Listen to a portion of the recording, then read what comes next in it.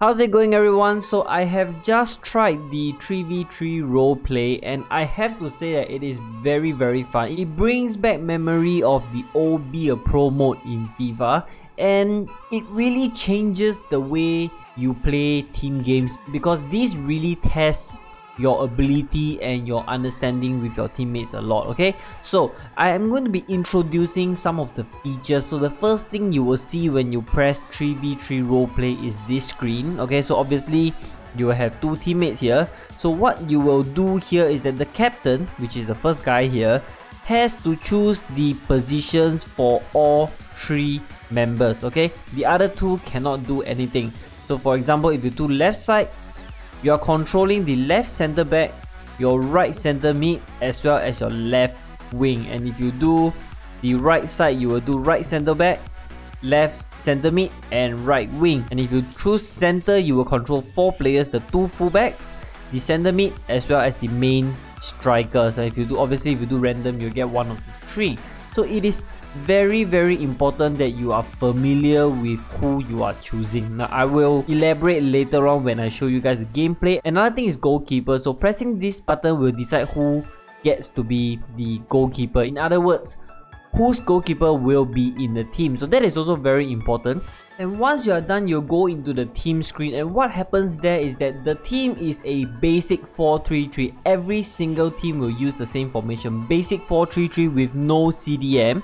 Alright, and the makeup of your team is a mesh of all 3 members. So every single manager will contribute a few of their players and make up a team, which means that you can no longer carry a player with a noob team, because that noob team will contribute some noob players into the overall team, which will probably get you into troubles. Okay, so only the captain can change players for all members, which means that the members have to communicate with the captain who to use. Alright, because they cannot change. The captain has to do the changing. What happens is that as of right now, after playing like 5 games, we are still unsure like which members in your own squad is contributed to the overall team. Like there was a few games whereby some players in the first 11 was included, and then there were a few games whereby those in the reserves are included, and they're not even the subs. Okay, they are the reserves. So you have to be very careful that imagine if you have like very weak players in your reserves and they end up getting contributed to the overall team, you'll be in trouble. So more work has to be done to find out like exactly how the players are contributed to the overall team. Now on to gameplay, I would say that it is very chaotic at the start. We lost many games, like out of 5 games we lost 3 of them, and it was because there was absolutely no chemistry. We're just 3 friends coming together to play, and you can really tell the lack of chemistry in the game because players are out of position, both center backs are rushing to the players, or both of them are hanging back, fullbacks are not pressing, the strikers are not making correct runs. So a lot of problems,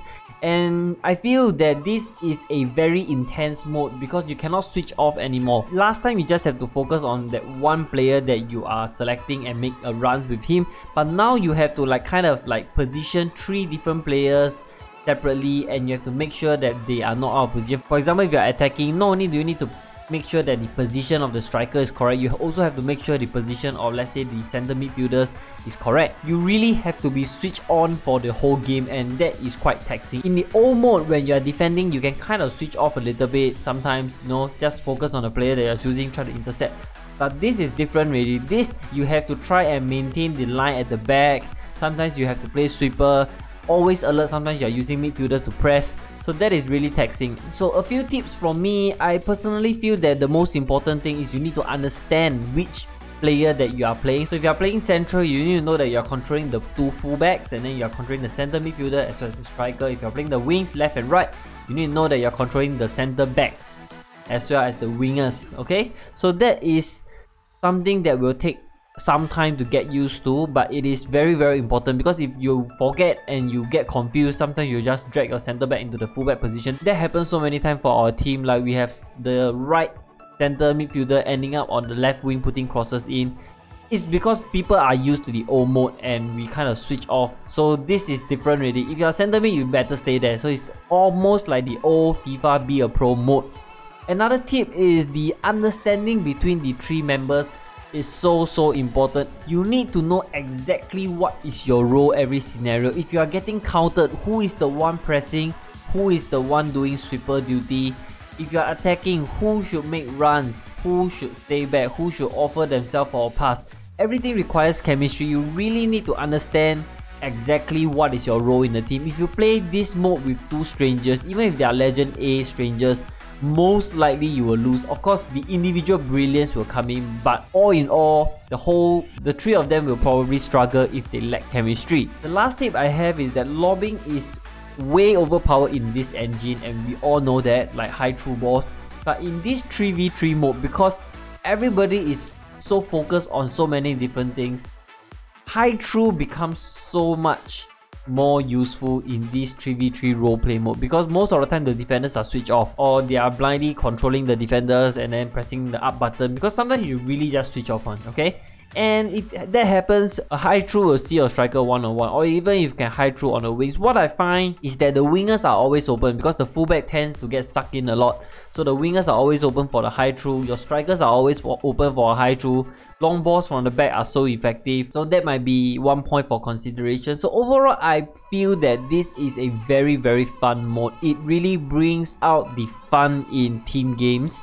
Okay, it brings another dimension to team games. It forces everyone to communicate and understand each other as a team. I believe a lot of you will enjoy this particular mode. Okay, so I will leave you guys with some of the highlights, and do try out this 3v3 roleplay mode if you have the opportunity. Don't forget to hit the like button if you like this video, and don't forget to subscribe if you have not done so. Alright, and I will see you next time.